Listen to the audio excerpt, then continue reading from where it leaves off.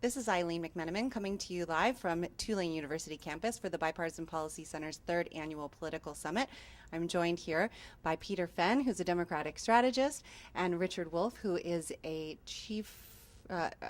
author and a political analyst for MSNBC, New York Times best-selling author, I should add. You guys wanted to ask you a little bit about bipartisanship, what we're talking about today here, trying to encourage bipartisanship on the campus of Tulane.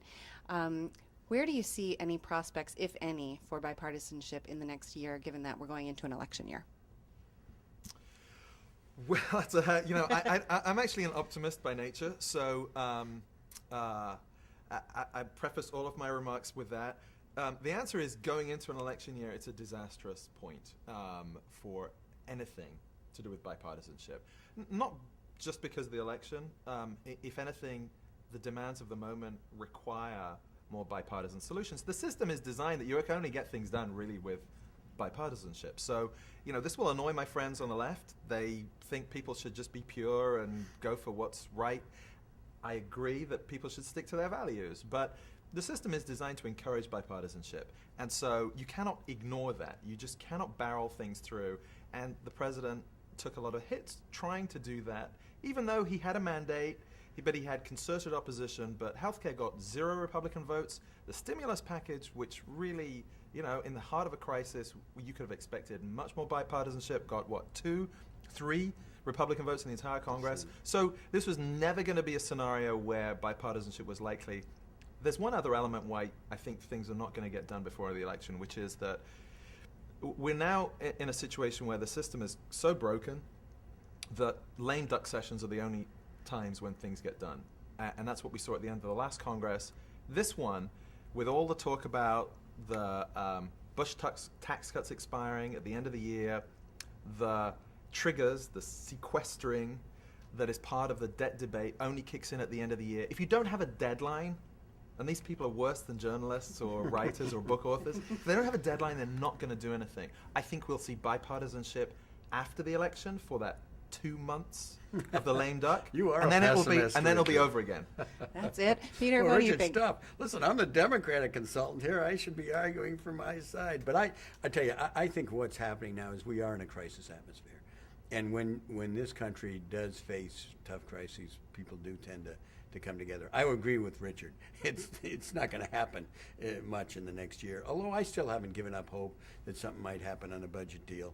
One of the things I think that will occur is that the outcry from the public on the necessity for getting things done. I mean, you cannot operate as a Congress with a 9% approval rating. You really can't. I mean, you're going to get thrown out. Right. And so, bipartisanship does not mean, giving up your values or saying that, you don't believe in anything and you're just going to compromise all the way down the road. But it does mean that you can come together. And one of the things I think that has been a problem over the last 20 years, and it's gotten progressively worse, is that both sides have learned how to work the system. So you have filibusters in the Senate. You have holes on legislation. You have the inability of the minority to even do anything in the House of Representatives because it's controlled by the Rules Committee. So what you need is greater openness. In a sense, process matters up there. And if you treat the other side, I won't use the terrible word, but if you treat them badly, let's say, they're going to treat you badly. And so I think some members, especially some of the younger members who are coming in, hopefully will get that. I think also some of the more vitriolic members, again, on both sides, are going to get tossed out. Some of the Tea Party folks who showed absolutely no interest in actually accomplishing anything or getting things done will get tossed out. Well, we're expected to see a report out of the super committee next week on debt. I mean, do you feel like people are clamoring for some sort of leadership that they're not seeing, and will this be an opportunity for these members to show leadership that's bigger than themselves and their own individual race? Well, I think one of the things that is happening is that the president is saying, look, if you're not going to do this on student loans or on infrastructure, I'm going to do it. I'm going to do as much as I can with executive orders, which is both a smart political strategy and also makes some substantive sense. It is also what President Clinton started to do after 1994 as well. But I think that there are going to be, and I think it also shows some strength, which he pushed a little bit, so that hopefully you'll have leaders in the Congress who will say, I think we got to pass something. If we don't, we're going to be in trouble. The country's going to be in more trouble. And the other point about this, I think, is, why did you run for office in the first place? To get something done, not to fight, not to go back to your constituents and say, boy, I did a great job of stopping progress. I mean, you ran to do something. And if you cast a really tough vote, which really makes a difference for the country, and you lose, hey, that's the name of the game. Now, that's, a lot of folks say we have a Congress, and the sort of a playoff of President Kennedy's book, Profiles in Courage, seems to show a lot more profile and a lot less courage these days. So hopefully we'll see a little turnaround on that. Yeah, I would separate out two things, and there's a reason for my pessimism. First of all, is jobs. That's what everyone says they want. Poll after poll, the last election was very clear. Republicans run on jobs. And whatever you think of the president and his political fortunes, the kind of jobs package they come up with, at least elements of that really should have had bipartisan support. Payroll tax holiday, extending that, hiring incentives. The one piece of it that sailed through was hiring veterans. Right. And, that's a bit like opposing ATM fees, right? If we're down to that level, right. if you're down to that level, there's really not a lot of hope out there. That's the jobs debate, where really everyone wants things to move, and you're not talking about another Recovery Act. Then we kind of merged into the longer-term debt issues about the super committee. I think people want to see that dealt with. Mm-hmm. Everyone knows there's a reasonable solution out there, which involves both taxes, revenues, and spending, entitlements. Everyone knows that's where the solution will be. For whatever reason, leadership, politics, deadline pressures, they're not going to do that right now. They ultimately will. But we have got this timing all wrong. There's a reason that Canada, and I don't often cite Canada as being a model, but there is a reason that Canada's budget was fixed, because they fixed it when times were good. You deal with your long-term budget problems when times are good, not when times are bad, because the politics is just too difficult. We're going to have to deal with this because the bond markets, people lending to us, are going to force a deal. But the politics just becomes even more volatile. That's why I think this has got to happen in the lame duck. It's got to happen where you have a newly elected president, whoever that is, and an outgoing Congress who can blame, where the new guys can blame the old guys. Right. So everyone has the sort of space to do this stuff. But the bigger issue here for bipartisanship and budgets and the economy is, can we get to a place where the system functions better? And there you've got to talk about redistricting and gerrymandering. Right. We have a parliamentary system. I don't mean to get poli-sci on it or to ramble on here, but we have a parliamentary system effectively without having parliamentary leadership. So, in a parliamentary system, which I kind of know about, if the leader cannot get things done, the leader goes, right? You're only the leader of a country because you can get stuff through the legislature. That's not what we have right now. We have an ideologically divided and defined Congress, especially in the House, and the leader of that bloc is not actually able to get legislation through. And that's the fundamental problem we have.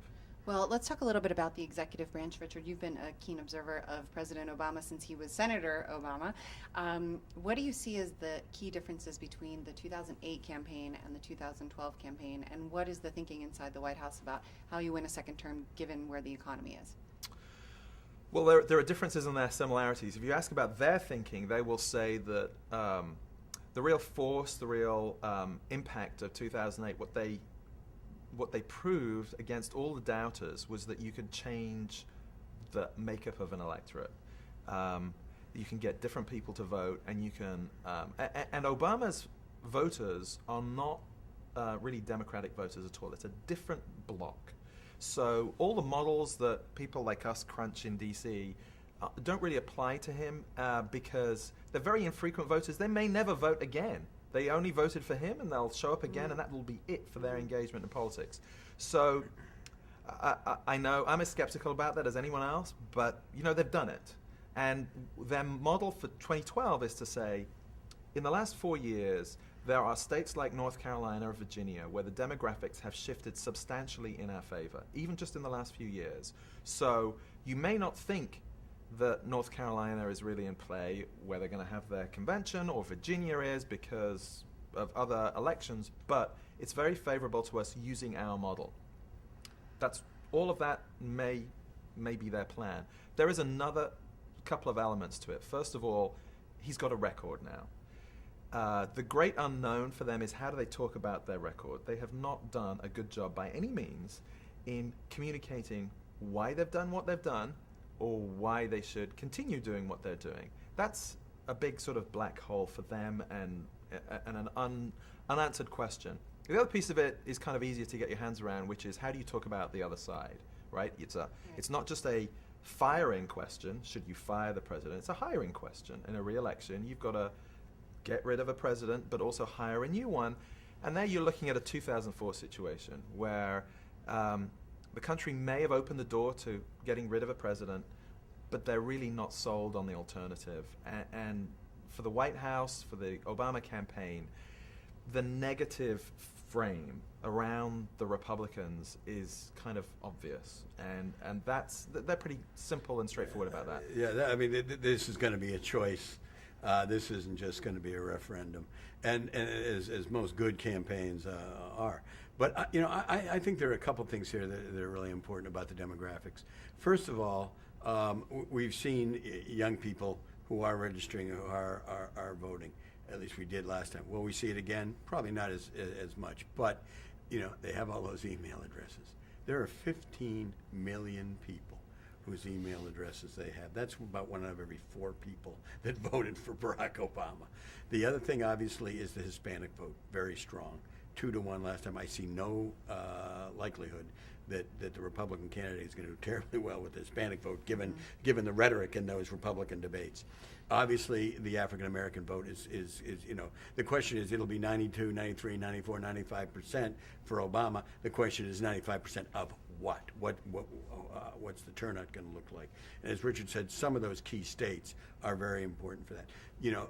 There's clearly a demographic shift in this country that benefits Democratic voters. No one quarrels with that. But I think at the end of the day, what we're talking about is how do people feel going into that election a little less than a year from now. The question is, do they think that things are getting better? Do they have a sense, even though they're not where they should be, do they think that things are headed a little bit better in the right direction? Because fundamentally, they like Obama. They like him personally.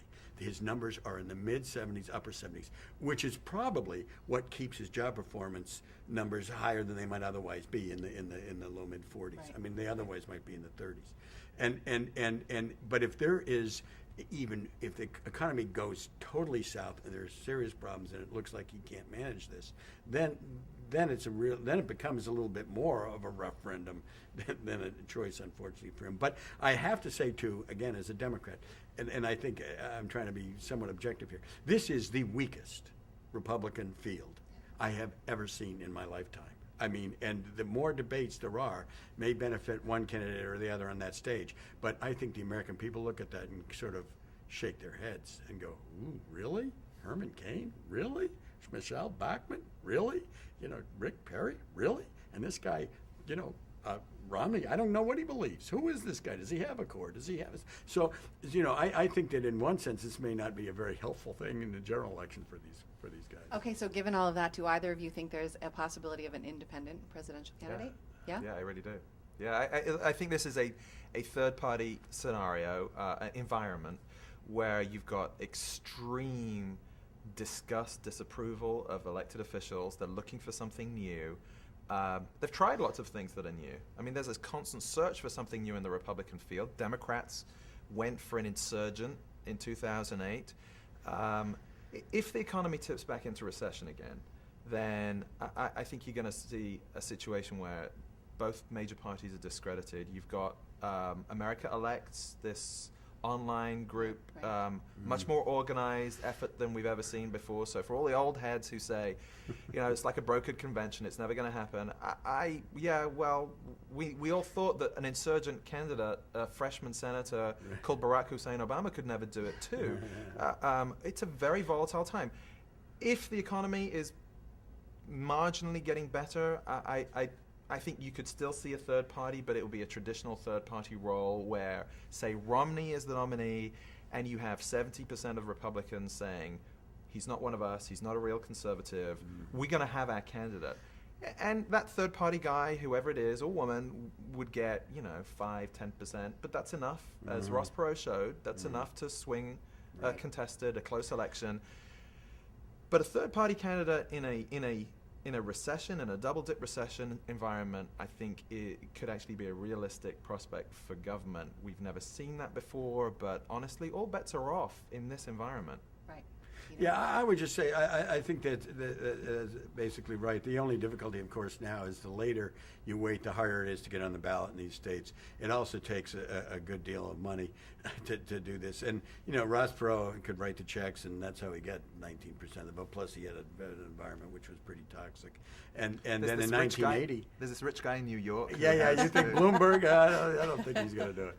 But no, I mean, I don't dismiss that. I think we are in an amazingly unsettled period in American politics right now, where anything could happen. I mean, it wouldn't surprise me if this whole Republican field kind of blows up and everybody, Romney's got it. Well, maybe not. Right. I mean, I think the American people are definitely out there shopping. They're looking, and they're not shopping in a very nice mood. I mean, they are distraught and angry. And I hear all of my fellow pundits say Romney's inevitable. There's no other thing. Ask Hillary Clinton how well inevitability gets you. Good point. What Good happens point. is people start to actually vote instead of just talking about voting, Yes. and everything changes. Yes. And so. What looks like a certainty at this point, 2 months out from the first vote, is really not certain at all. That's why we actually hold the elections. Yeah, That's it's right. interesting. All Democracy is a great thing. Well, thank you. Fascinating stuff. Peter Fenn, Richard Wolffe, I appreciate you joining me, and thank you for watching this Bipartisan Debrief.